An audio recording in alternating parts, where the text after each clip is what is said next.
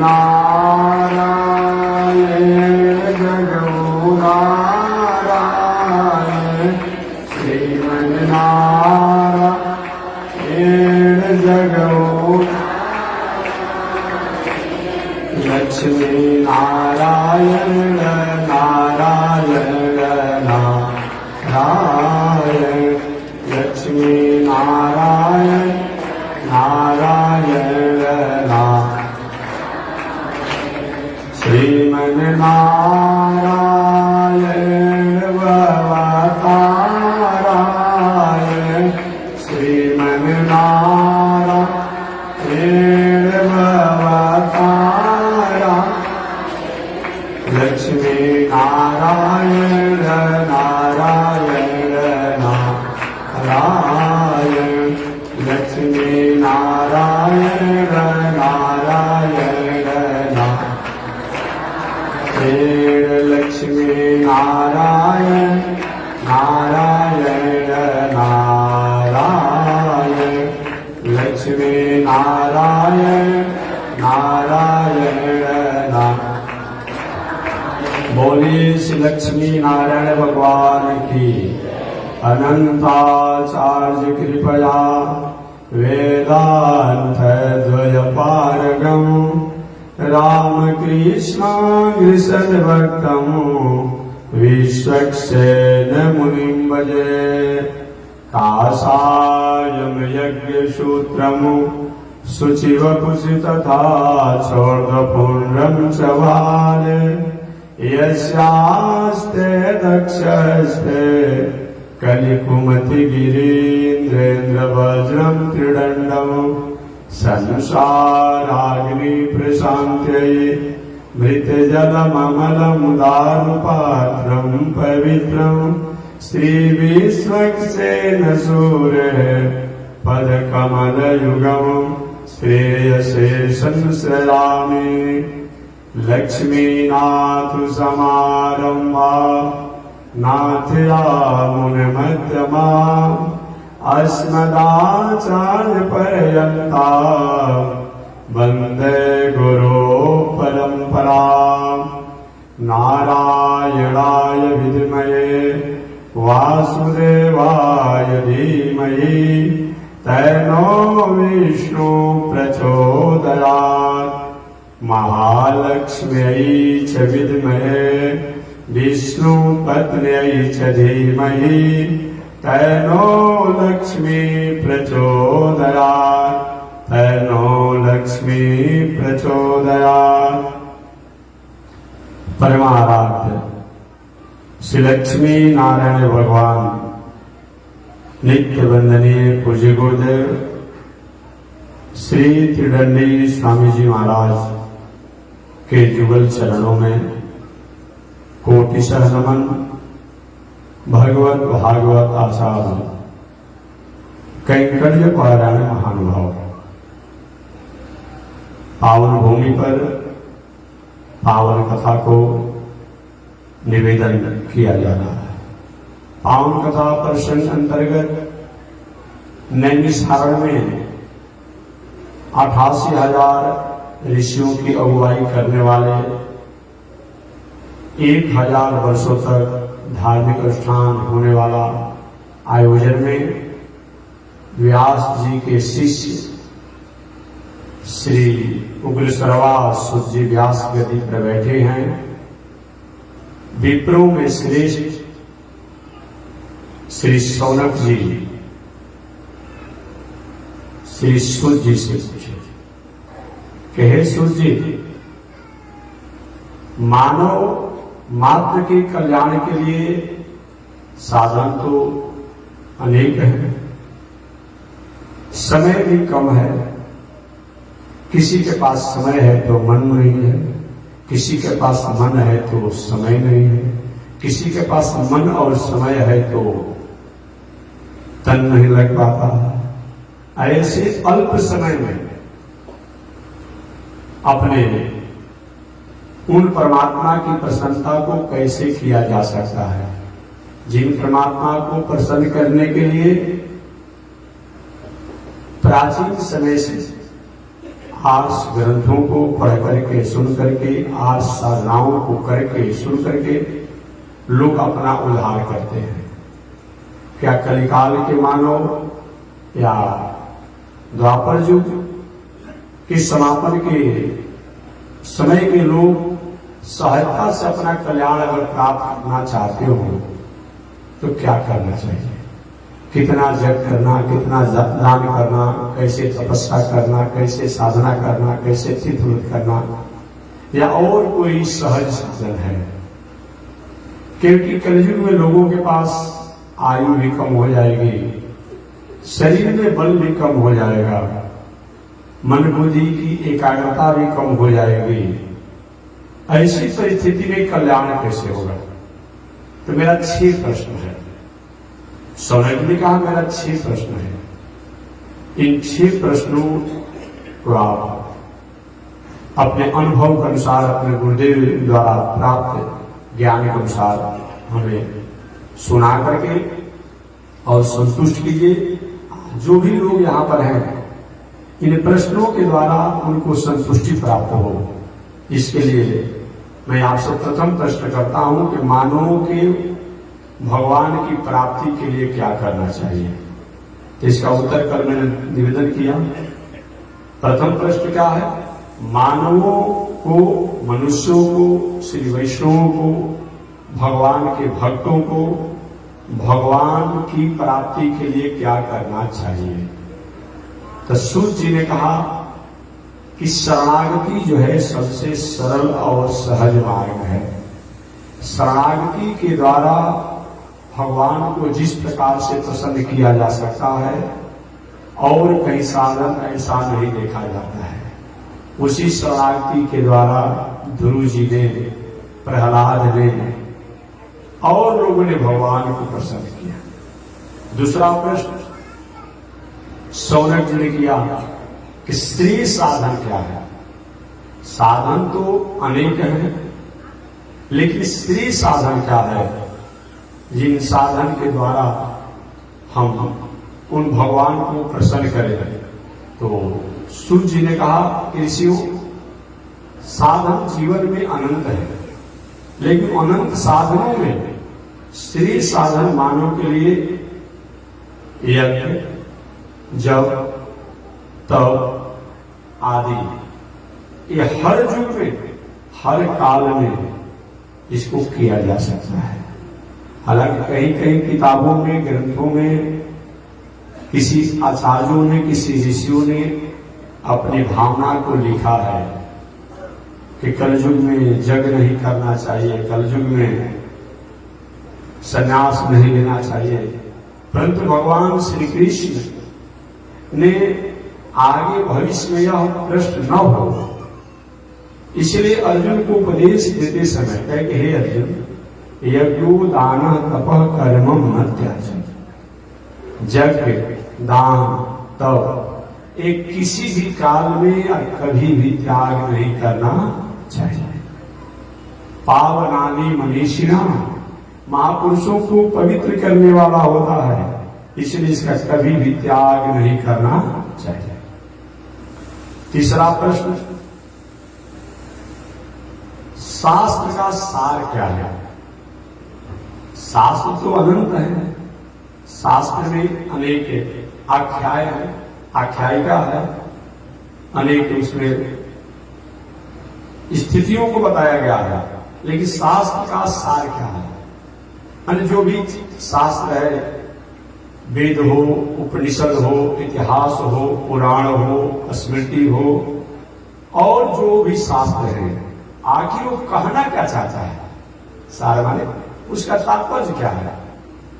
अरे भाई, कोई खेती करता है तो खेती में चाहे आप खेत की जुताई करते हैं, खेत की रुपाई करते हैं, खेत की सुहाई करते हैं, खेत की और भी काम करते हैं, रखवाली करते हैं, 4 महीना तक श्रम करते हैं, लेकिन आपका तात्पर्य क्या है श्रम का है? कि अधिक से अधिक अन्न हमारे घर में आवे और उस अन्न को, फसल को बेच करके अधिक से अधिक मुनाफा कमाएं और उस मुनाफा के द्वारा अपने परिवार, पत्नी, बाल बच्चों को संवर्धन करे, घर द्वार दलान मकान बनाए और कुछ रुपया फिक्स करके बैंक में जमा कराते हैं। इसी के लिए खेती किया जाता है, इसी के लिए किया जाता है। कि शास्त्र जो है, उन शास्त्रों का सार क्या है, आखिर शास्त्र कहना क्या चाहते हैं? वेद के द्वारा, उपनिषद के द्वारा, इतिहास के द्वारा, पुराण के द्वारा वो शास्त्र कहना क्या चाहता है? श्री सूत जी ने कहा कि शास्त्र का सार जेन कीन किसी प्रकार से भगवान को प्राप्त करना, चाहे वह जग करने को शास्त्र कहता हो, तीर्थ करने को कहता हो, व्रत करने को कहता हो, पूजा करने को कहता हो, पाठ करने को कहता हो, सदाचार से रहने को कह रहा हो, या स्त्रियों को पातिव्रत धर्म करने कहा जा रहा हो, पुरुषों को मर्यादा से रहने को बताया गया हो। सभी शास्त्रों का सार एकमात्र है कि कैसे भी दिल, दिमाग, मन, बुद्धि, जीव सात्विक हो जाए, सतोमय हो जाए, सात्विक रूप में हो जाए और भगवान की प्राप्ति हो जाए। यही शास्त्र का सार है। चौथा प्रश्न सौनक जी ने किया कि भगवान को श्री कृष्ण के रूप में क्यों अवतार लेना पड़ा? भगवान श्री कृष्ण को, भगवान को श्री कृष्ण के रूप में अवतार क्यों लेना पड़ा? इन पावन प्रसंगों को निवेदन करते हुए सूर्य जी कहते हैं कि हे सौनक जी, आपने चौथा प्रश्न किया कि भगवान श्री कृष्ण के रूप में अवतार द्वापर युग में क्यों लिए? तो भगवान ने भक्तों पर कृपा करने के लिए, दुष्टों को संहार करने के लिए और धर्म की स्थापना करने के लिए देवकी वसुदेव के पुत्र श्री कृष्ण के रूप में अवतार लिया। क्यों लिए? भक्तों पर कृपा करने के लिए, दुष्टों को संहार करने के लिए और धर्म की स्थापना करने के लिए। जो परम ब्रह्म परमात्मा सतयुग में नारायण के रूप में जाने जाते हैं और वामन के रूप में जाने जाते हैं, नरसिंह के रूप में जाने जाते हैं, त्रेता युग में राम के रूप में जाने जाते हैं, वही द्वापर युग में देवकी और वसुदेव के पुत्र श्री कृष्ण के रूप में होकर के और प्राणियों के मंगल करने के लिए इस संसार में एकमात्र का तात्पर्य था कि भक्तों का भावना का आदर हो, दुष्टों का संहार हो और धर्म की स्थापना। प्रथमा प्रश्न सौनक जी ने किया, पंचमा प्रश्न सौनक जी ने किया कि भगवान ने अवतार लेकर कौन कौन सा अद्भुत चरित्र किया। भगवान नारायण जब द्वापर युग में कृष्ण बन करके आए तो कौन कौन ऐसे उनके चरित्र हैं जो अद्भुत हैं, आश्चर्य हैं, जगत और राष्ट्र का विशेष मंगल हुआ, वो कौन कौन उन्होंने चरित्रों को किया। तो श्री सूर्य जी ने कहा भगवान ने अनेक अद्भुत चरित्रों को किया। उन अद्भुत चरित्रों में पूतना का वध, गोवर्धन पर्वत को उठाना, ऐसे जो अपूर्व चरित्र है। 10 दिन का लड़का कहीं अपने शत्रु को मार सकता है, लेकिन अभी 10 दिन के नहीं हुए थे भगवान श्री कृष्ण। आप पूतना जैसी जो बकासुर की बहन पूतना है, उस पूतना जैसी राक्षसी को धूल चटा दिया। अहो वकीयम किलकाल कूटम, वो पूतना अपने अस्त्र में विष लगा करके और 10 दिन के बाद भगवान श्री कृष्ण को मारने के लिए आई थी। भगवान ने उस पूतना का दूध पान तो किया ही, साथ ही साथ प्राण को भी पान कर गए, विष भी लगा करके आई थी। भूत बाम शंकर जी को याद किए, बाबा हमको तो हम क्षीर सागर में रहते हैं तो दूध में रहने का पीने का तो अभ्यास है, लेकिन हमको विष पीने का अभ्यास नहीं है। कैसे विष को पिया जाए? बाबा ने कहा कि आप बस शांत रहिए, आप पूतना का दूध पीजिए, हम विष पी जाएंगे। हमको विष पीने का अभ्यास पहले से है। वही भगवान श्री कृष्ण की अद्भुत चरित्रों में पूतना उल्हार, पूतना वध, जो 10 दिन के बालक पूतना जैसे बलिष्ठ राक्षसी को पलक गिरते गिरते भर में समाप्त कर दे, उनके अद्भुत चरित्र हैं। आज कुछ लोगों द्वारा होता है कि भगवान श्री कृष्ण को भगवान नहीं मानते, कहते हैं कि वसुदेव के या नंद जी के लड़का है। लेकिन लीला जब करना होता है तो जैसे समाज का आकर्षण हो वैसे करना पड़ता है। भगवान इस संसार में आए थे तो उनको लीला करना था, तो लीला करना था तो वसुदेव और नंद के पुत्र तो बनना ही पड़ेगा, देवकी यशोदा का पुत्र बनना ही पड़ेगा। कोई नाटक हो रहा हो, नाटक में कोई हरिश्चंद्र कोई रोहित बनता है, तो जब तक से नाटक करता है दिखाता है मंच पर, तब तक उसको हरिश्चंद्र और रोहित का ही नाटक दिखाना पड़ता है। ये नहीं कहता है कि हम अमू के बेटा हैं, अमू के भाई हैं, अमू के पिता हैं। ऐसा अगर कहेगा तो नाटक अच्छा लगेगा? नहीं लगेगा। ठीक उसी प्रकार से भगवान जब इस संसार में भक्तों को उद्धार करने के लिए आए तो ब्रह्म होने के बाद भी, परमात्मा होने के बाद भी, ईश्वर होने के बाद भी ये वसुदेव और नंद जी के पुत्र रूप में होकर इस संसार में लगे, ताकि लोगों हमको पहचान न पावे, या जो पहचाने वो तो पहचान ही। इसीलिए भगवान ने ऐसा किया। तो भगवान के अनेक अद्भुत चरित्र हैं। 5वां प्रश्न का उत्तर है, भगवान के अनेक अद्भुत चरित्र हैं। उन अद्भुत चरित्रों में भगवान के पूतना वध और गोवर्धन लीला, ये सामान्य बात है। अभी 8 वर्ष के भगवान श्री कृष्ण हो गए और गोवर्धन पर्वत को उठा लिया।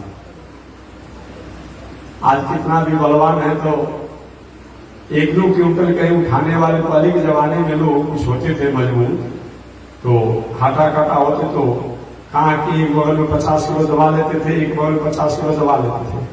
अब तो बाजार करने कोई जा रहा है, मार्केट करने जा रहा है, अब 5 किलो सब्जी कहीं खरीद कर मार्केट से पैदल लेकर अचानक आ रहा है तो जीभ निकाल कर सांस लेने लगता है। शरीर में दम ही नहीं है, ताकत ही नहीं है, रहेगा कहां से जी? जन्म लेते ही लड़का को तो आपने फुचका खिलाना शुरू कर दिया, चावल खिलाते हैं, फुचका खिलाते हैं, चाय पिलाते हैं, तो क्या होगा? पाव रोटी खिलाते हैं, क्या होगा? दम रह जाएगा। केवल प्लास्टिक के मूर्ति के समान, फोटो के समान ये देखने में शरीर लग रहा है, भीतर से ताकत नहीं रह गया है। देखते हैं एक दिन कोई व्रत हो जा रहा है, एकादशी या जो भी कुछ व्रत हो, तो मालूम पड़ता है कि शरीर में कोई दमे नहीं रह गया है, और 10 दिन शरीर में ताकते नहीं पता चलता है। शरीर में कुछ है, केवल प्लास्टिक के कागज के फोटो जैसा हम लोग बस सुंदर दिखाई पड़ रहे हैं। लेकिन एक जमाना था जब कभी आप दक्षिण भारत में बहुत कम लोग गए होंगे, दक्षिण भारत में जाने पर पता चलता है कि कैसे बुद्धि बल वाले लोग थे। रघुनाथ भगवान का मंदिर और भी बड़े बड़े मंदिरों में जाइए, इतना बड़ा बड़ा पत्थर जो कम से कम 20 फीट 30 फीट लंबा और मोटाई भी कम से कम 2 फीट 3 फीट, 1 फीट से देखो मोटा पत्थर ही नहीं है। अब मंदिर के ऊपर रख दिया गया है, 1000 वर्षों से वो मंदिर बना हुआ है, कुछ नहीं हो रहा है। आज हम घर बना रहे हैं, अभी 10 वर्ष नहीं हुआ, तभी उसमें चुना शुरू हो जाता, सीटिंग करना शुरू हो जाता। अब वो बना हुआ समझिए कितना मजबूत बना हुआ, कैसे लोग चढ़ाए होंगे। आज तो माने किरान का जमाना है, किरान हो गया है, उस समय तो किरान का आविष्कार हुआ नहीं था। आज से 1000 वर्ष पहले कैसे लोग किए होंगे, किस तरीका से किए होंगे, जिससे मालूम पड़ता है कि पहले बल था, पहले बल था। इसीलिए निवेदन करना है कि फिर भी लोग नहीं समझे कि भगवान श्री कृष्ण को वो कोई नंद नंदन ही मान ले, वसुदेव नंदन मान ले, तो उनकी बुद्धि की बलिहारी है। बस तो कोई व्यक्ति और कोई बालक 8 वर्ष का आदि कोई पहाड़ उठा सकता है, जिसमें गोवर्धन पर्वत को भगवान उठाए थे। तो गोवर्धन पर्वत को सोचे कि अगर मैं कहता हूं कि मैं उठा रहा हूं, पूछा बाल गोपालों ने कि लाला एक गोवर्धन पर्वत को कौन उठाया है? भगवान ने कहा मैंने उठाया है। मित्र तो मित्र होते हैं, बड़ा तुम्हारे पास ये ताकत है और तुम्हारे कानी अंगुली में ये ताकत है, तुम गोवर्धन को उठा सकते हो। हम लोग ने अपने अपने लकुटिया को, अपने अपने छड़ी को, अपने अपने डंडे को लगा कर उठाया है, तुम क्या उठाओगे? तो लाला तुम बात ठीक ही कह रहे हो, ठीक ही कह रहे हो। अगर और कहा बालकों ने कहा तुमको विश्वास नहीं है तो तुम अपना अंगुली हटा कर देख लो कि तुम्हारी अंगुली पर एक गोवर्धन उठा हुआ है, हम लोग को लकुटियों पर, डंडों पर, छड़ियों पर उठा हुआ है। भगवान ने ठीक ही है। और क्या किए भगवान? थोड़ा सा अपने अंगुली को नीचे किए और जितने बाल गोपाल थे जो अपने लपटी को, छड़ी को, डंडा कर तड़ करके, चट करके टूट कर गिरने लगा, बालू पड़ा, सबको नीचे बैठा देगा। लाला संभालो संभालो संभालो संभालो। भगवान ने तो पुनः आधार दिया। यहाँ तो समाधान हो। अब बाल गोपालों ने कहा लाला ही बताओ, एक साथ खाए, एक साथ खेले, एक साथ रहे, और तुम्हारे ये अंगुली में इतना ताकत कहां से आ गया? के साथ खाते हो, खेलते हो, रहते हो, तुम भी माखन खाते हो, हम भी माखन खाते हैं तुम भी माता का दूध पीते हो, हम भी माता का दूध पीते हैं, तो तुम्हारे में बल कहां से आ गया? भगवान के अगर मैं कहता हूं कि भगवान होते मानेंगे नहीं। कहेंगे देखो, एक तो सबसे बड़ी बात यह है कि माखन मिश्री का बल तो है ही खाने से, प्लस तुम लोग जितने लोग यहाँ पर हो और इस गोवर्धन को उठाए अपने अपने लकड़ियों द्वारा, अपने अपने डंडों द्वारा, छड़ियों द्वारा, तो तुम लोग मेरे अंगुली की तरफ देखते हो, तो जितने देखने वाले हो तुम लोग देखने से तुम लोग सब लोग की शक्ति जो है वो हमारे अंगुली में आ गई है, हमारे में आ गई है। और बाल बारे लाला यही तो हम कहते थे, अभी तक तुम माखन चुरा था, चीज चुराया, माखन चुराया, आया तुम बल भी चुराने लगा, बल भी चुराने लगा तुम। इस प्रकार भगवान ने गोवर्धन लीला किया और गोवर्धन लीला द्वारा ये दुनिया को बताया कि मेरे बिना आपके साधन संसाधन नीरस है, मेरे कारण ही आपके पास जो भी साधन है, संसाधन है, सब सरस है। अगर मेरे अभाव में आपका साधन संसाधन नीरस है। जस्या कटाक्ष मधुवीक्षण वीक्षणेन सद्य समुन्सित पर ललमो ललास। जब भगवान की कृपा कटाक्ष हो जाती है तो एक ठूठा वृक्ष भी हरा भरा हो जाता है, पंछियों का डेरा हो जाता है, बसेरा हो जाता है, राहियों को रुकने का जगह हो जाता है। भगवान जिस मनुष्य पर कृपा करते हैं वो चाहे कुल खानदान परिवार से निष्कासित ही क्यों न हो, लेकिन लक्ष्मी जब आ जाती है तो सारा दोष दूर हो जाता है और 10 लोग आगे, 10 लोग अगल, 10 लोग बगल, 10 लोग पीछे घूमते रहते हैं। अब नहीं देखते हैं लक्ष्मी कहीं आ गई, अब कुल खानदान सब कुछ क्या, कैसे बाप थे, दादा थे, अमुक थे, कैसे पैदाइशी हुआ था, सब लोग भुला जाता है लोग, अब उसके साथ हो जाता है। जस्या कटाक्ष मद वीक्षण वीक्षणेन सद्य समुन्सित पल्लव मूल लास। ऐसे भगवान की कृपा है तो उनकी जी पर कृपा हो जाती है, वो किसलय हो जाता है। इस प्रकार 5वें प्रश्न के उत्तर को देते हुए श्री सूत जी ने कहा कि हे सौनक जी, भगवान के तो अनेक अद्भुत चरित्र हैं, उन अद्भुत चरित्रों में पूतना वध और गोवर्धन धारण की लीला जो है वह मानवों को उन भगवान को भगवान समझने के लिए, सोचने के लिए बाध्य कर देती है। इस पर भगवान ने तो अनंत ऐसी ऐसी लीलाओं को किया है, अनेक लीलाओं को किया है, लेकिन ये मुख उनके अद्भुत चरित्र हैं। छठवां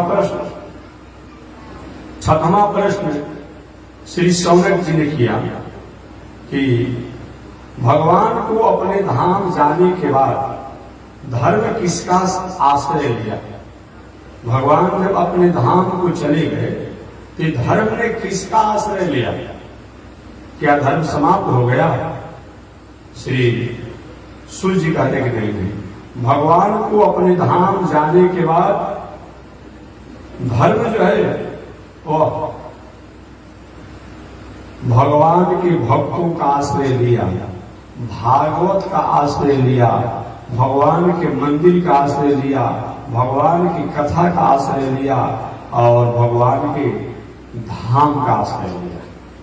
धाम माने जहां जहां भगवान का धाम है, अयोध्या, मथुरा, माया, काशी, कांची, अवंतिका, पूरी, द्वारवती चैव, ये जहां जहां खरसाते नहीं, बगसर, प्रयाग और भी निविसारण, पुष्कर जितने हैं, श्रीरंगम, करिशैल, अंजनगिरी, शेषादि सिंहाचलम, श्रीकुर्मं पुरुषोत्तमं च बदरे, नारायणं नैमिषं, श्रीमद्वारवती प्रयाग, मथुरा, अयोध्या, गया, पुष्करम, सालग्राम निवासिना विजयते रामानुजोयम मुनि। ये जहां जहां भगवान के धाम हैं, चाहे वह नैमिषारण हो, चाहे पुष्कर हो, चाहे बक्सर हो, चाहे काशी हो, चाहे गया हो, चाहे उज्जैन हो, चाहे मुक्ति नारायण हो, चाहे बद्री नारायण हो, चाहे जगन्नाथ धाम हो, मैंने जहां जहां भगवान के धाम हैं वहां भगवान के चले जाने के बाद धर्म जो है वहां आश्रय ले, धर्म ने वहां पर आश्रय लिया। और दूसरा, जहां भगवान के भक्त रहते हैं वहां भी धर्म ने आश्रय लिया, जहां भगवान रहते हैं, भक्त रहते हैं, वहां भी आश्रय लिया। भगवान जहां रहते हैं वहां धर्म ने आश्रय लिया, भगवान के भक्त जहां रहते हैं वहां आश्रय लिया, और भगवान की कथा जहां होती है वहां भी धर्म ने आश्रय लिया। इस प्रकार से श्री सौरभ जी के 6 प्रश्नों का उत्तर सूर्य जी ने दिया। आगे सूर्य जी उत्तर देते हुए कहते हैं कि हे सौरभ जी, वह धर्म साक्षात भगवान के धामों में रहते हुए, बद्रिकाश्रम तो साक्षात भगवान का प्रत्यक्ष मूर्ति ही है, स्वरूप ही है, क्योंकि भगवान ने अपने मुख से कहा है।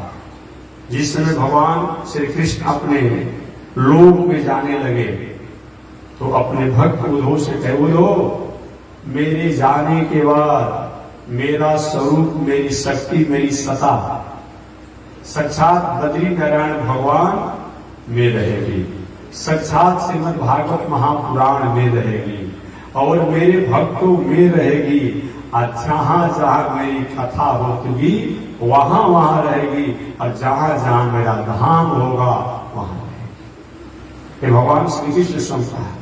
तो ही कहते हैं कि साक्षात ये भागवत है भगवान का स्वरूप है। उन भगवान में मन को एकाग्र करते हुए भागवत कथा को श्रवण करना चाहिए।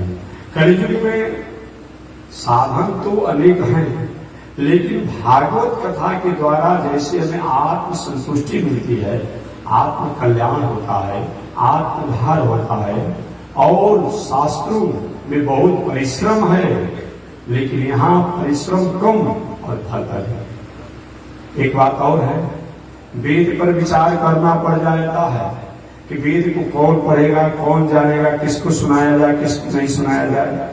उपनिषद के लिए बहुत प्रकार के मानक है और मापदंड है।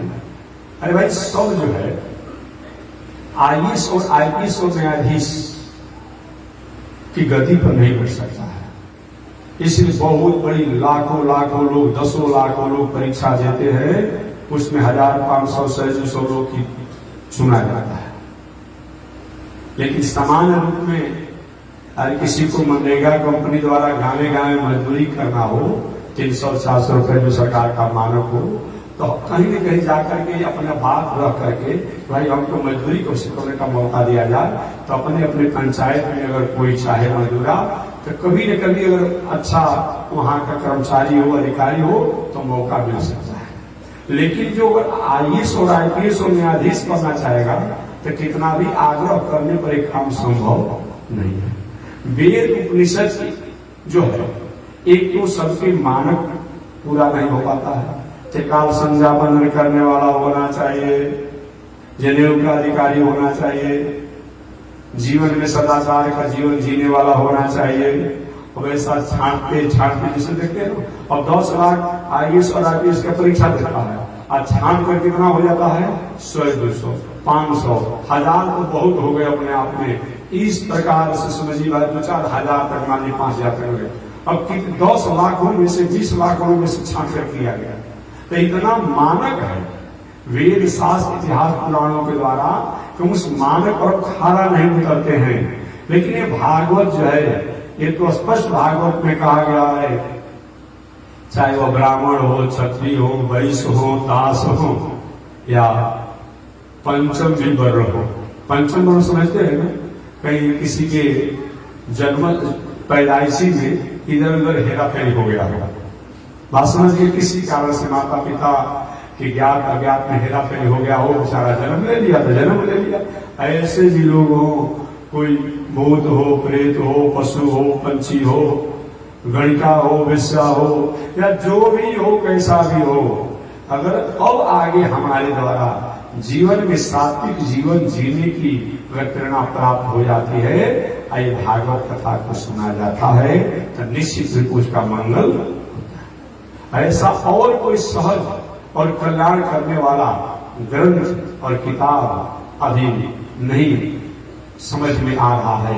इसी बातों को सूर्य का ऋषियों, वह भगवान जो अपने लोक में जाने के बाद उनका स्वरूप जो है बद्रिकाश्रम भागवत भक्तों में और कथा में हो गया। उन भगवान को अपने मन में स्थापित करके एकाग्र चित्त होकर के और उनका कथा श्रवण करना चाहिए, उनका ध्यान करना चाहिए, उनका चिंतन करना चाहिए, जिससे मन की एकाग्र चित्त होकर के और शांत होकर के भगवान का साक्षात्कार किया जा सकता है। कभी कभी समय निकाल करके हमें अपने स्वरूप को पहचानने के लिए साधना भी करनी चाहिए। योग के बारे में तो आप जानते हैं, बहुत कुछ बताना नहीं है। जब नियम, आसन, प्राणायाम, प्रत्याहार, धारणा, ध्यान, समाधि, ये तो सब लोग जानते हैं। और कुछ नहीं हो रहा है तो चित्त वृत्ति निरोधा योग, हमारी चित्त में जो चंचलता है, मन में जो घबराहट है, मन में जो खिन्नता है, मन में जो उदासी है, उन चित्त की चंचलता को, घबराहट को रोक करके, संयम करके और उन परमात्मा को स्मरण चिंतन ध्यान किया जाता है, एक दिन निश्चित रूप में उन परमात्मा से हमारा योग हो जाता है। ऐसे विचार करते हुए उन परमात्मा का साक्षात्कार किया जा सकता है। क्योंकि भगवान शब्द का अर्थ ही है। भगवान शब्दों को अलग अलग शास्त्रों में अलग अलग तरीका से परिभाषित किया गया है। एक अक्षरिक कोश के अनुसार अगर भगवान शब्दों को परिभाषित किया जाए तो भ शब्द प्रकाश वाचक है, ग शब्द ज्ञान वाचक है, व शब्द वैभव वाचक है और न शब्द नेक वाचक है। भगवान शब्द एक अक्षरिक कोश के अनुसार होता है। भ शब्द प्रकाश वाचक, ग शब्द ज्ञान वाचक, व शब्द वैभव वाचक और न शब्द नेक वाचक। जो प्रकाश, ज्ञान, वैभव और नेक करने में सक्षम हो, परिपूर्ण हो, उन्हीं को भगवान कहा जाता है। दुनिया में और कोई भी लोग चाहे प्रकाश देते हो, ज्ञान देते हो, वैभव देते हो, नेक करते हो, उनके द्वारा उनसे लेकर के ही देते हैं। क्योंकि मंगल भवन मंगल हारी द्रवम सुदशरथ अजय विहारी। मंगलम भगवान विष्णु मंगलम गरुड़ध्वज कहा गया है। तो मंगल के भवन है, तो कोई भी मंगल अगर देगा, शंकर जी, गणेश जी और भी जो भी लोग देने वाले हो, ब्रह्मा जी, तो इन्हीं भगवान से मांग करके ही देंगे। मिठाई जरूर आप खाइएगा, लेकिन मिठाई के दुकान से लेकर के ही खाना पड़ेगा, या कोई खरीद कर दिया हो तो खाएंगे, या सब कारीगर को बुलाकर मिठाई बनाएंगे और तब खाएंगे। अब मिठाई की जो सामग्री है उसको लेकर भी घर पर बनाना पड़ेगा, जो मिठाई जो बनाना हो तभी आप खा सकते हैं। तो जो भी मंगल किसी देवी देवताओं द्वारा या किसी द्वारा प्राप्त होता है, वो मंगल देने वाले तो भगवान नहीं है। एक पौराणिक, भले कुछ समय के लिए कोई लोग कुछ प्राप्त कर ले, एक व्यवहारिक और पौराणिक कथा में सुना। एक बार इस समय के नहीं, काशी नरेश, पुराने काशी नरेश थे, प्राचीन काल के काशी नरेश थे। एक बार उनके समय में एक अघोरी बाबा है, अद्भुत परंपरा का अघोरी बाबा है। वो छोटा मोटा कुछ जादूगरी विद्या वो कहीं देता है। अरे मदारी क्या करता है, जादूगरी विद्या तो जरूर आपको कर देगा, लेकिन वो आपकी समस्या का समाधान नहीं करता है। देखिए कभी कभी गांव में मदारी घूमता है, मांगने वाला घूमता है, और जाते जाते आपको द्वार पर भीख मांगेगा। आप कभी कभी हमको इतना चाहिए, आप नहीं देंगे ना तो खून उगलने लगता है, बहुत आश्चर्य में डालता है। कभी कभी मदारी दिखने वाले को देखेंगे मुंह से गड्डी निकालता है और कुछ करता है, कभी अपना किडनी और लीवर ही निकाल कर दिखा देगा, ऐसा ऐसा कुछ काम करता है। जब सब करने वाला हो गया तो काहे कितना लाख लाख कई एक लाख रुपया लगा करके अपने बालकों को, बेटा को, भाई को, बहन को मेडिकल पढ़ाने का हो सकता है, बताइए। कुछ दिन पहले वो तांत्रिक चला था कि किसी के कोई रोगों को ठीक कर देता था, कारण उसके खून पी जाता था कीटाणु वाला। और बताइए क्या भ्रम की बात है, ऐसा वाला होता है? इतने लाख खर्चा करके ये मेडिकल पढ़ने की क्या हो सकता है, डॉक्टर बनने की क्या हो सकता है, और कोई कहेगा सब कुछ करिए देंगे, इंजीनियर बना जा रहा है, डॉक्टर बना जा रहा है, सब हो रहा है, क्या हो सकता है? कोई चीनी बरसाने लगता है, तो कोई कुछ बरसाने लगता है, कोई लड्डू बरसाने लगता है, तो कोई सोना का अंगूठी बना लगता है। इतने सोने का क्या हो सकता है, और सोना की खजानों में क्या हो सकता है? कोई मतलब होता है? अरे वो जादूगरी विद्या है, कभी कोई कुछ काम थोड़ा बड़ा कर दिया। अब काशी नरेश के यहाँ एक अघोरी बाबा है, अद्भुत। उन्होंने कहा राजन अभी तक आप क्या करते थे? महाराज जी मैं अपने गुरुजनों द्वारा प्राप्त गायत्री मंत्र का अनुष्ठान करता हूँ। अच्छा, आपको कुछ शक्ति प्राप्त हुआ? कि महाराज प्रत्यक्ष हमको शक्ति कुछ प्राप्त नहीं हुआ, हमको प्रत्यक्ष रूप में कोई शक्ति प्राप्त नहीं हुआ गायत्री मंत्र जपने से। तब अघोरी ने कहा, अवधूत ने कहा कि क्या फायदा है, इतने दिन तक तुम पूजा किया, पाठ किया, गायत्री का अनुष्ठान किया, और तुम्हें कोई शक्ति दिखाई नहीं पड़ रहा है, तब क्या मतलब होता है? मेरी साधना को तुम करो और मैं तुम्हें 12 घंटा 24 घंटा में शक्ति प्रदान कर दूंगा। सबको चाहिए कुछ समय में, ठीक है महाराज जी। और क्या के शमशान कर ले गया, उघारे लौटे कर, भाई जिसका जैसा तंत्र मंत्र है वैसे काम होगा। अभी जो टोना झाड़ फूक करने वाले जो होते हैं, जिसको अपनी भाषा में आप लोग डाइन करते हैं, जिस भाषा में करते हैं, ऐसी होती है कठिन। अपने दामाद को धन संपत्ति सब दान कर देंगे, लेकिन जादूगरी विद्या अगर सीखती हो, जानती हो, तो अपने दामादों को विद्या नहीं बताएगी। कितना होता है, अपने दामाद को भी नहीं बताएगी, बेटी को नहीं बताएगी, तुम्हें जब तक अधिकारी नहीं समझेंगे। लेकिन ये सब क्या है? एक तो आप जब किताब पढ़ेंगे तंत्र मंत्र की, शायद और भी बहुत प्रकार के जादूगरी किताब है, पुलिस तंत्र इत्यादि करके है, वहां लिखा हुआ है सावधान, ये करने वाला व्यक्ति अधोगति को प्राप्त करता है, मनुष्य को नहीं करना चाहिए। जैसे सिगरेट के डिब्बा पर लिखा रहता है स्वास्थ्य के लिए हानिकारक है। अब आप पीजिए, कंपनी को कंप्लेन आप नहीं कर सकते हैं कि कंपनी वालों ने लिख दिया कि स्वास्थ्य के लिए हानिकारक है, और जितना सिगरेट पीना है पीजिए। उसी प्रकार तंत्र मंत्र किताबों पर लिखा रहता है कि इसको करने वाला अधोगति को प्राप्त होता है, लेकिन विद्या है, विद्या है। अब जितने तंत्र मंत्र वाले हैं, इनको लंबे या अनेक प्रकार के उल्टा खाना, उल्टा पीना, एक सब होते, उनका एक दिनचर्या होता है। और शमशान में काशी नरेश को ले गया वो घोरी, इसको अद्भुत आपका ले गया, उनको लंबे उघारे कर दिया, अपने भी लंबे उघारे हो गया। और जो साधना की जो तरीका है, शराब से, मछली से, मांस से, कच्चा खाना, पक्का खाना जो होता है, अवधूत परंपरा में, अघोर परंपरा में 5 गो मकार से मुक्ति मांगता है वो। 5 मकार से, ये मेरा बात नहीं है, उनका स्वम दर्शन कहता है। मध्यम मानुषम मीनम च मुद्रा मैथुन एव च पीत्वा पीत्वा पुनः पीत्वा। मध्यम इतना पियो कि पी करके बेहोश हो जाओ। बहुत बड़े सिद्ध बाबा है। मध्यम मानुषम, मांस, अगर आदमी का लाश भी मुर्दा नदी में बहते जा रहा हो, कुत्ता के जा रहा हो, गाय के जा रहा हो, भैंस के जा रहा हो, सुअर के जा रहा हो, बकरा का भी जाते जा रहा हो, मुर्दा मरते हुए वो सुन के खा। मध्यम मांसम मीनम च, मछली जो है उसको ककड़ी और खीरा के समान कांचे खाओ तो सिद्ध हो जाओगे। राम, ये कोई धर्म है जी? काहे के लिए ये सब इतना करना? एक मुट्ठी किशमिश और एक मुट्ठी काजू बरसाने के लिए, इससे क्या मिलेगा भाई इतना जीवन को बर्बाद करने से? तो मध्यम मांसम मीनम छ मुद्रा मैथुन एव च।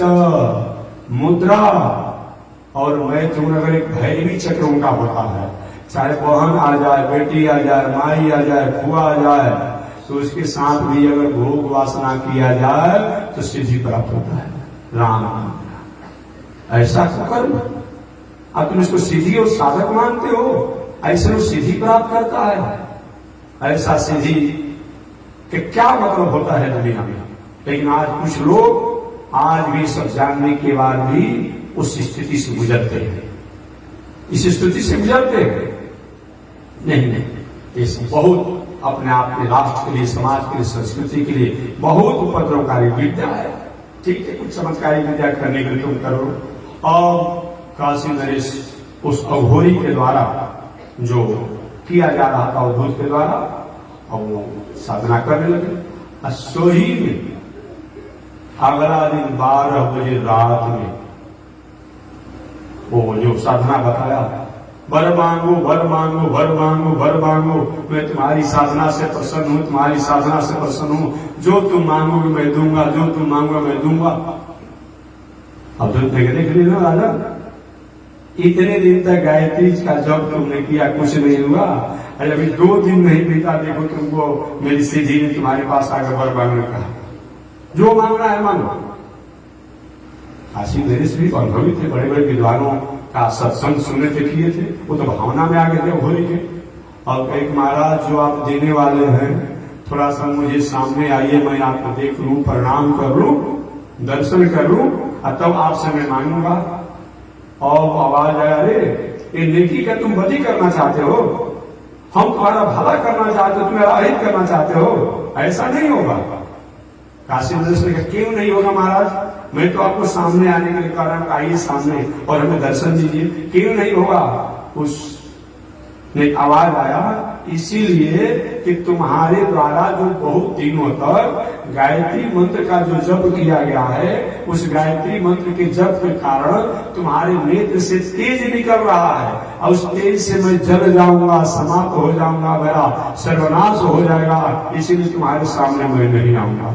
काशी नरेश का राम, जो हम अनुभव नहीं करते हैं, देखते नहीं है, और गायत्री मंत्र केवल हम अनुष्ठान करते हैं, हमारे अनुष्ठान के कारण, मेरे नेत्रों से तेज के कारण जो है क्या है, इसका इष्ट जो है जल जाएगा। ऐसा इसका क्या मतलब होता है? अब जितना तंत्र मंत्र जादू टोना घोरी परंपरा के सब फेंक फाट करके अब पुनः अपनी जो मर्यादा की जो साधना था उसमें लग गए। यही तो है, यही है। एक बार मैं अपनी अनुभव में कह दूं, क्योंकि अपना अनुभव में कोई कहना चाहिए, आपको मैं नहीं कहता, देखिए बात समझ लेगा। केवल किसी अपने अनुभव में अगर संदेश प्राप्त होता हो, अनुभव होना चाहिए। तो मैं अपना अनुभव कहता हूं, जैसे शंकर जी ने पार्वती जी से कहा, उमा कहूं मैं अनुभव अपना। ये शंकर जी पार्वती से क्या कहे, उमा कहूं मैं अनुभव अपना। हे उमा, हे पार्वती, हे पर्वत की पुत्री, मैं अपना अनुभव कह रहा हूं, दुनिया का अनुभव अलग है। उमा कहूं मैं अनुभव अपना, असत हरि भजन जगत सब सकल। बिना हरि के शरणागति किए, बिना भगवान की शरणागति किए, बिना श्रीमन नारायण की शरणागति किए, ये दुनिया में जो भी साधन है, संसाधन है, जो भी क्रिया है, सब कुछ क्या है? वो स्वप्नवत है, सपना के समान है, अर्थात उससे कुछ लाभ होने वाला नहीं है। तो अनुभव सबों ने कहा, काकभूषुंडी जी ने भी, गरुड़ जी दोनों के संवाद में अनुभव हुआ है, सब लोग अपना अनुभव कहते हैं। तो मैं भी अपना अनुभव करता हूँ। मैं उस समय झारखंड प्रदेश में था, वो जपला के पास में एगो सूरदास जी थे, जो कि नेत्र नहीं था सूरदास के, नटे नटे थे, और रोज आपकी कथा होता में। एक दिन लोगों ने कहा कि महाराज जी एक बहुत बड़े सिद्ध है। अच्छा, क्या बात की सिद्धि? क्या कि महाराज जी जो चाहेंगे वो सामान मंगा देंगे। अच्छा भाई, जो चाहेंगे सामान मंगा देते हैं, सौंठी मंगा देते हैं, कहीं से सिगड़ी मंगा देते हैं, कहीं से मिठाई मंगा देते हैं। हमने कहा अच्छी बात है भाई। तो हमने कहा ठीक है, बुलाइए। तो हमने बुलाया, तो नित्य तो था नहीं, उनको उम्र भी लगभग उनका 70 वर्ष का होगा उस समय जिसमें मैं जब काम था, 70 वर्ष का था। तो हमने कहा कि हमको 3 को सामान आप मंगा दीजिए। कौन कौन महात्मा जी? तो हमने कहा सबसे प्रथम तो हमको मंगा दीजिए बाला तिरुपति जी का लड्डू। हमने कहा बाला तिरुपति जी का लड्डू मंगा दीजिए, भाई इच्छा होने थोड़ा सा उस प्रसाद को पाने के लिए। और दूसरा मंगा दीजिए हमारे बक्सर समाधि स्थल से जो हमारा किताब है यतीम धर्मात्मन, उसको मंगवा दीजिए, ये मंगा दीजिए। और तीसरा मैंने कहा कि रंगनाथ भगवान के यहाँ से वो प्रसाद कि ठीक है, मौका दीजिए, हमको मौका दीजिए। ठीक है, मौका दे रहे। कितना दिन का मौका दे? फिर 2-4-5 दिन का मौका दिया। 2-4-5 दिन का मौका दिया गया। 5 दिन के बाद हमने कहा कि क्या हुआ? कथा में आते थे, बगल गाँव के रहने वाले थे, कि देखिए हमारा इष्ट तो गया बाला तिरुपति जी के यहाँ, लेकिन चढ़ ही नहीं रहा है पहाड़ पर, भगवान के यहाँ जा ही नहीं रहा है हमारा इष्ट। और हम आपके समाधि स्थल त्रिवेणी कि वहां सांप पहाड़ा गया है। और बताइए, सामान्य व्यक्ति कोई जाता है तो वहां सांप उसको दिखाई नहीं पड़ता है, और उनके इष्ट को सांप वहां पहाड़ा दे रहा है। ये कोई मतलब होता है? ऐसा तंत्र मंत्र जादू विद्या से क्या मतलब है? बताइए क्या मतलब है? इसीलिए ये सब जो है एक कुछ समय के लिए भ्रम में और कुछ समय के लिए शर्म में लाने के लिए लोग करता है। वाकई चाहे हमें प्राप्त हो या न हो, लेकिन हमें वैदिक परंपरा और शास्त्रीय परंपरा से रहना चाहिए। तो चलिए, मैं अपने शब्दों को, भगवान शब्दों को मैं व्याख्या कर रहा था, और भगवान शब्दों की व्याख्या करते करते बहुत आगे बढ़ गया। तो भगवान का मतलब क्या होता है? एकाक्षरी कोश। भ शब्द प्रकाशवाचक, ग शब्द ज्ञानवाचक, व शब्द वैभववाचक, न शब्द नेकवाचक, एकाक्षरी कोश। भ शब्द प्रकाशवाचक, भव माने प्रकाश, सबकर परम प्रकाशक एहु, सबके प्रकाश जो है वही है। एक आप जानते होंगे, भगवान ने एक बार ब्रह्मा जी से अपना तेज जब खींच लिया तो ब्रह्मा जी निस्तेज हो गए। एक बार शंकर जी से अपना तेज खींच लिया, जो बाणासुर के संग्राम के समय निस्तेज हो गए। इंद्र से अपना तेज खींच लिया, इंद्र निस्तेज हो गए। तो सबकर परम प्रकाशक एहु, उन्हीं के प्रकाश के कारण ये देवी देवता लोग अपने प्रकाश में रहते हैं। संत महात्मा ज्ञानी अमलात्मा विमलात्मा जो भी उनके पास प्रकाश है, उन्हीं के प्रकाश के कारण। तो भव शब्द प्रकाशवाचक, गौ शब्द ज्ञानवाचक, ज्ञान जो कुछ भी दुनिया में ज्ञान है उनका वही भंडार है, उन्हीं के द्वारा लोगों को प्राप्त होता है, वही से सप्लाई होता है, ज्ञान के सूचक है। जब वो ज्ञान देना चाहते हैं तो एक समान व्यक्ति भी ज्ञानी बन जाता है, और जब ज्ञान नहीं देना चाहता है अच्छे लोग भी इस दुनिया में निकम्मा कहे जाते हैं। तो भ शब्द प्रकाशवाचक, ग शब्द ज्ञानवाचक, व शब्द वैभववाचक, वह जो है वैभव का सूचक है, अर्थात दुनिया में जो वैभव है उनके कारण ही है। वो अगर वैभव देना चाहते हैं तो हम आनंद हो जाते हैं, और जो अपना वैभव हटा लेते हैं तो दुनिया के लोग के प्रयास करने पर भी कुछ नहीं होता है। और न शब्द नेक वाचक, न माने नेक, नेक माने हमारी एक्सपीरियंस नहीं हो, हमारी योग्यता नहीं हो, हमारी क्षमता नहीं हो, हमारी औकात नहीं हो, हमारी स्थिति नहीं हो, हमारा स्टेटस नहीं हो, फिर भी जो नेक करता है उनको भगवान कहते हैं। इसीलिए आपने कभी सुना होगा, एक बार एक भक्त ने भगवान से पूछा था कि प्रभु आप में कोई दोष अवगुण है कि नहीं है? भगवान ने बिल्कुल नहीं है। अब जिसमें जो दोष अवगुण होता है ना, वो कुछ न कुछ होता है। अब जिसको खाने का दोष है तो भले चाहे कथा में कहने में बैठे रहेगा, चाहे सावन के शिवरात का अनुष्ठान कहने करेगा, चाहे और कुछ हो, लेकिन जब खाने का ताव आएगा ना तो धीरे से चुनौती निकालेगा और पीछे की तरफ रगड़ करके धीरे से डालेगा। वो स्वभाव होता है जिसका जिसका आदत होता है। गंजेड़ी को गंजा का भी स्वभाव है, वो कहीं के अपने कथा में रहेगा, और जब समय उसको याद पड़ेगा गंजा का ना तो ढूंढने लगेगा कहाँ पेड़ के नीचे कौन गंजेड़ी बैठा है, वहां जाकर के एक चीज और भी लगा है। शराबी को शराब का विषय, व्यक्ति को विषय का, ऐसे जो भी हो, तो सबका अपना एक आदत होता है, एक दोष होता है। भक्त ने पूछा प्रभु आपको कोई दोष है कि नहीं है? भगवान ने कहा बिल्कुल हमारे में कोई दोष नहीं है। अगर दोष होता फिर भगवान क्या कहेंगे? भगवान का मतलब ये होता है कि दोष से रहित हो, अलग हो। पर नहीं प्रभु कुछ न कुछ तो जरूर होगा, याद करिए। तो भगवान ने कहा एक दोष तो है, एक दोष है, तो प्रभु बता दीजिए, हम दुनिया के सामने कह देंगे कि क्या दोष आप में है। अभी दोष से अलग नहीं है। भगवान का दोष यही है कि कृपा, नेक नहीं, पात्रता होने पर भी नहीं, योग्यता होने पर भी उसको हम उस पर कृपा कर देते हैं, उस पर हम कृपा कर देते हैं। यही हमारा दोष है। कल या परसों मैंने बताया था, जिसमें बांदर राज बाली ने पूछा कि के ही कारण नाथ मोहि मारा, बाली बैरी सुग्रीव प्यारा। हे नाथ आपने क्यों हमें मारा? भगवान ने कहा कि अनुज भगिनी का दफा लगाया कि तुमने अपने भाई की बहन को बलजोरी जो है अपना बना लिया है, पत्नी जैसा बना लिया है, इसी दफा के कारण तुम्हें मैं दंड दे रहा हूं। तो उसने बांदर राज बाली ने कहा कि सो पुचाली, हमारे में जिस दोष के कारण आप हमको मार दिए बाण से, तो यही दोष तो मेरा भाई सुग्रीव में भी था। मैं जब लड़ने के लिए गया था दुंदरी से, तो जब मैं बहुत दिनों तक नहीं आया, नियत समय से नहीं आया, तो बिना प्रतीक्षा किए मेरा भाई सुग्रीव जो है मेरी पत्नी तारा को भी अपना बना लिया था, इसलिए तो हमको मारना पड़ा इसको। तो उसको क्यों नहीं आपने दंड दिया?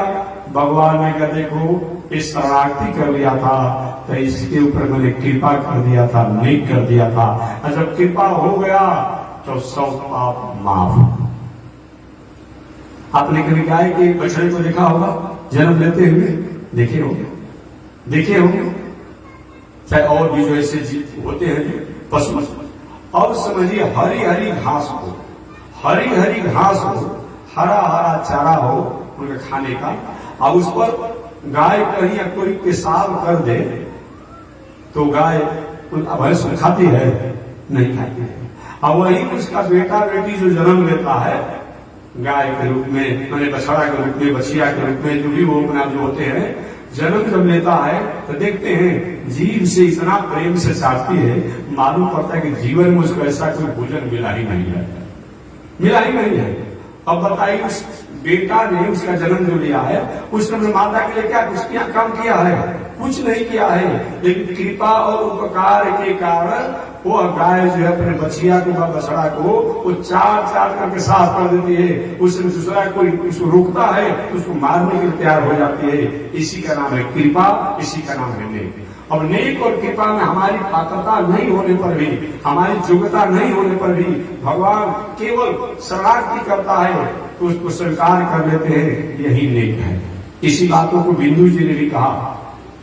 बिंदु जी ने कहा कि कृपा की न होती जो आदत तुम्हारी, कृपा की न होती जो आदत तुम्हारी, कि सुनी ही रहती अदालत तुम्हारी। न हम होते मुलजिम न तुम होते हाकिम, कि घर घर न होती इबादत तुम्हारी। कृपा की न होती जो आदत तुम्हारी। प्रभु कृपा आप में नहीं होता तो कौन आप पूछता? बात सच ही है। अगर मुलजिम अपराधी न हो तो वकील साहब को जज साहब का कोई मतलब होता है क्या?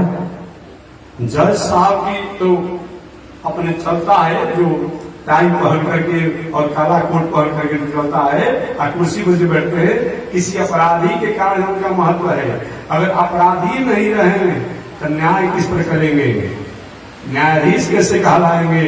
अगर अपराधी के कारण न्यायाधीश की प्रतिष्ठा है, वही बिल्कुल कहते हैं कि कृपा की न होती जो आदत तुम्हारी तो शून्य ही रहती अदालत तुम्हारी। आपका अदालत जो है, अगर आपने कृपा करने के प्रभु नहीं होता, आपकी अदालत खाली पड़ा रहता, कोई नहीं होता। न हम होते मुलजिम प्रभु, अगर हम मुलजिम नहीं होते, आप होते हाकिम। अगर हम मुलजिम नहीं होते तो आप हाकिम होते भी नहीं, आपका बहाली भी नहीं होता। यदि किंचित कहीं हाकिम में बहाली हो भी जाता, न हम होते मुलजिम न तुम होते हाकिम, तो घर घर में होती इबादत तुम्हारी, तो कोई इसका मतलब नहीं, सुनी ही रहती अदालत तुम्हारी। तो वही भगवान की आदत क्या है? कृपा भाव। एक भगवान शब्दों की व्याख्या है, भ शब्द प्रकाश वाचक, ग शब्द ज्ञान वाचक, व शब्द वैभव वाचक, न शब्द नीक वाचक। इसी का नाम क्या है? भगवान। श्री सूर्य जी कहते हैं कि हे शौनक जी, वो भगवान जब इस संसार में आते हैं तो आने के बाद अपने भगवत स्वरूपों को और भगवत तत्वों को जनाते हैं। विष्णु पुराण के अनुसार भगवान शब्द की व्याख्या बताया गया है, उत्पत्ति प्रलय चैव भूतानाम गति गति वेतिम विद्याम विद्याम। 6 गुण जिसमें हो उनको भगवान कहते हैं, जो पूरे दुनिया की उत्पत्ति, पूरे दुनिया के संहार, पूरे दुनिया के ज्ञान, पूरे दुनिया के अज्ञान और भूत प्राणियों की गति अगति को जो जानने वाला हो उसको भगवान कहते हैं। रामम बिना का गति, सीतामानम लिखा हुआ है। राम के बिना गति क्या, ऐसे भगवान शब्दों को बताया गया है। या भगवान का मतलब जिसके द्वारा अर्थ, धर्म, काम, मोक्ष, एज यू लाइक इट, जो आपकी पसंद हो, अर्थ की कामना हो, धर्म की कामना हो, संसारिक कामना हो और मोक्ष, इन चारों को देने वाले हैं, उनको भगवान कहते हैं। ऐसे भगवान विष्णु ही जो है वो मानव मात्र को आराध्य हैं। वो भगवान विष्णु ही सत्वमय होकर के दुनिया का कल्याण करते हैं। वह विष्णु ही पालन करते हैं, वह विष्णु ही संहार करते हैं, वह विष्णु ही मोक्ष करते हैं। उन्हीं विष्णु को व्यापक होने के कारण भगवान को विष्णु कहा जाता है। सृष्टि के प्रारंभ के प्रणेता होने के कारण उनको नारायण कहा जाता है। वही जब त्रेता युग में आते हैं तो राम कहलाते हैं, द्वापर युग में आते हैं तो कृष्ण कहलाते हैं, और कलयुग में आते हैं तो कल की अवतार कहलाते हैं। इसमें कोई भेद नहीं है, कोई अंतर नहीं है। इस प्रकार से वह भगवान के बारे में बताया गया। अर्थात साक्षात वेद का तात्पर्य है, वेद में जो कहा गया है, वेद का दूसरा तात्पर्य नहीं है। वह भगवान श्री कृष्ण के चरणों में प्रेम, उनकी आराधना, उनकी उपासना, उनका निध्यासन, यही वेद का मतलब होता है। वासुदेव परा वेदा, वासुदेव परा मखा, वासुदेव परा योग, वासुदेव परा क्रिया। ये भागवत में स्पष्ट आ गया है। वासुदेव परा वेदा, भगवान का मतलब, वासुदेव का मतलब, नारायण का मतलब, राम का मतलब, कृष्ण का मतलब होता है कि वेद जानने का तात्पर्य यही है। वेद का मतलब ये होता है तो भगवान को जानना, भगवान को मानना, भगवान की शरणागति, भगवान की उपासना। वासुदेव परा वेदा, वासुदेव परामखा। जग का मतलब ये होता है जिस जग के द्वारा उन वासुदेव में हमारा प्रेम हो तो जग जग है। अगर उनको प्रेम नहीं हुआ तो जग का कोई मतलब नहीं है। वासुदेव पराजोग, जोग का मतलब ये होता है वो भगवान नारायण में हमारा प्रेम हो, उनके प्रति हमारा चिंतन हो, तब तो जोग सही है। और वासुदेव पराक्रिया, और जो भी क्रियाएं हमारी जो है वह सभी क्रियाओं का तात्पर्य है वो भगवान नारायण में समर्पित होना। इस प्रकार से सूर्य जी ने वो भगवान के संसार में चले जाने के बाद धर्म जो है, जो धर्म वेद के अधीन रहता है, वह वेद भगवान साक्षात नारायण ही है, भगवान साक्षात कृष्ण राम ही है। ऐसे भगवान की व्याख्या को निवेदन किया गया। शेष चर्चा अगले दिन मैं निवेदन करूंगा। सुध जी जो भागवत को निवेदन करेंगे, यही पर वाणी विराम। एक बार भगवान का नाम ना श्रीमन नारायण लक्ष्मी नारायण, श्रीमन नारायण लक्ष्मी नारायण, श्रीमन नारायण नारायण नारायण, श्रीमन नारायण नारायण नारायण। बोलिए श्री लक्ष्मी नारायण भगवान की, विश्व जगदाचार्य श्री त्रिवेणी स्वामी महाराज की हरि ओम। शांति ही शांति ही शांति।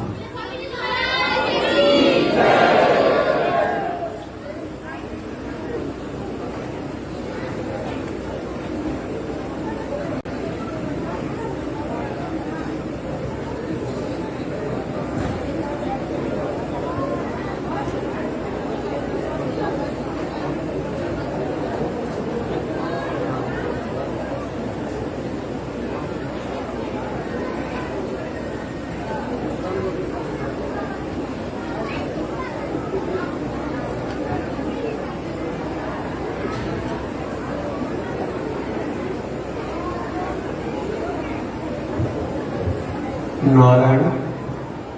ओम चंद्रमा मनसो जात, चक्षो सूर्यो अजायत, श्रोत्रात् वायुष प्राण समुखा जग्निरजायत, श्रीश्रुते लक्ष्मी शबद्भ्यावहोरात्रे, पार्श्वे नक्षत्राणि रूपमस्मिनो यातम्, ईश्वरे निगाढा मोमयि घाण, सर्वलोकं मयि घाण, कासायं यज्ञसूत्रं शुचिवपुषि तथा चोर्ध्वपुण्ड्रं च वाले, यस्यास्ते दक्षहस्ते कलिकुमति गिरीन्द्रेन्द्रवज्रं त्रिदण्डं, संसाराग्नि प्रशान्ते प्रीतजलममलं, दारुपात्रं पवित्रं श्रीविश्वक्सेन सूरे, पदकमलयुगं श्रेयसे संश्रयामि, अमरे राधः शूद्रश्चलमतिरसोय्या प्रसवो,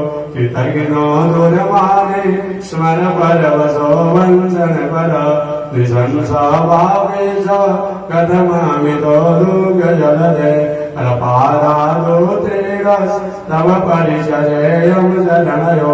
लक्ष्मी नारायण भगवान की, विश्व जगदाचार्य श्री त्रिवेणी स्वामी महाराज की हरि ओम। शांति शांति शांति।